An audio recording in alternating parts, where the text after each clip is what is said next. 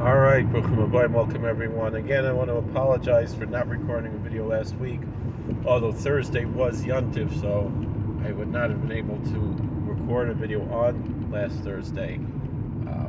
But still, I should have made one earlier. But nonetheless, here we are. Parshas Haazinu was last week's Shabbos Parsha. This is Haazinu, V'yichtov Moshe es divrei shirazos al sefer atumah. Moses wrote the words of this song in a book, meaning in a scroll, until they were finished. The Amru, Rabbi Zacharin Levracha. So our sages taught in the Gemara Pesachim Pei Zayin and Beis 87b, Legalu Yisrael Leveina Umos, that the Israelites were not exiled among the nations, Ela Kadesh Toisfu Aleihim Gerim, except in order to add converts to their midst. The Yisrael Malam and Itzaitzis Kedushas, because the Israelites are picking up the holy sparks. Shebesocha ha'umos, they're in the midst of the nations. And through this, they're taking from them all of the sparks.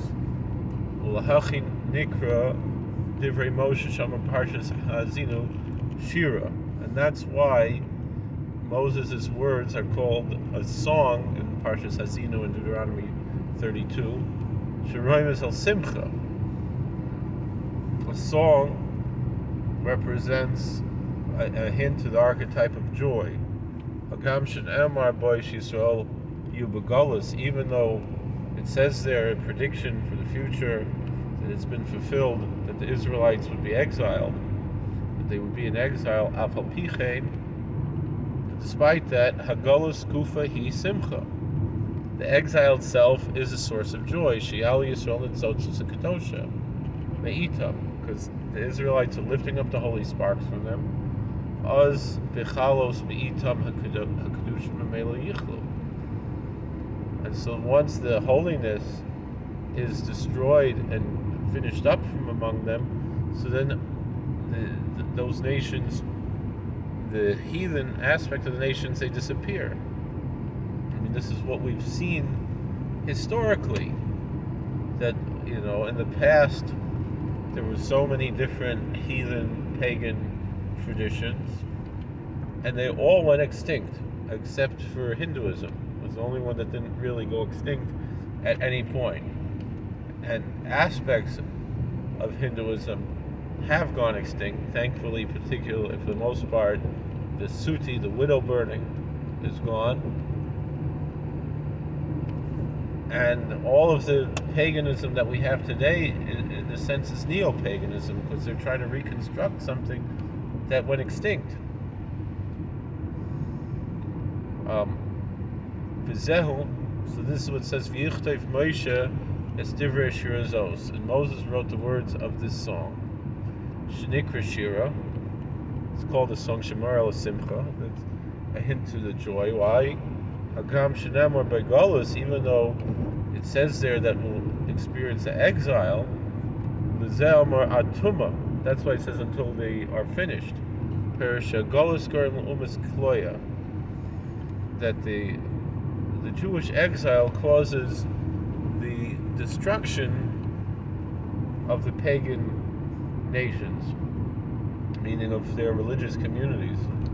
I mean, now they've mostly become monotheists, Christians, Muslims, Sikhs, other religions that are monotheist, and so in a sense that's already a sense of a destruction, because they're no longer pagan, they're now monotheists under Abrahamic umbrella. And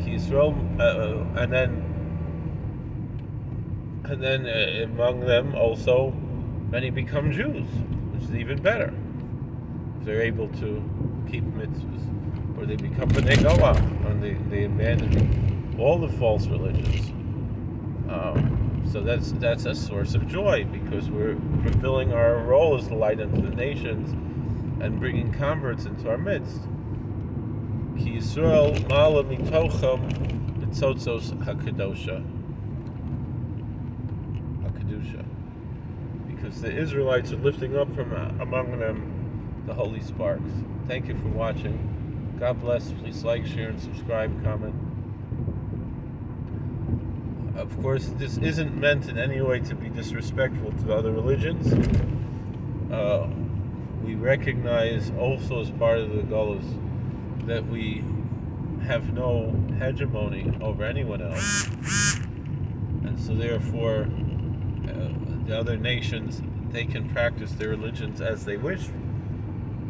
But still, nonetheless, we are proud of ourselves and proud of, not for ourselves, but proud of God and proud of the Torah, that we have the true faith.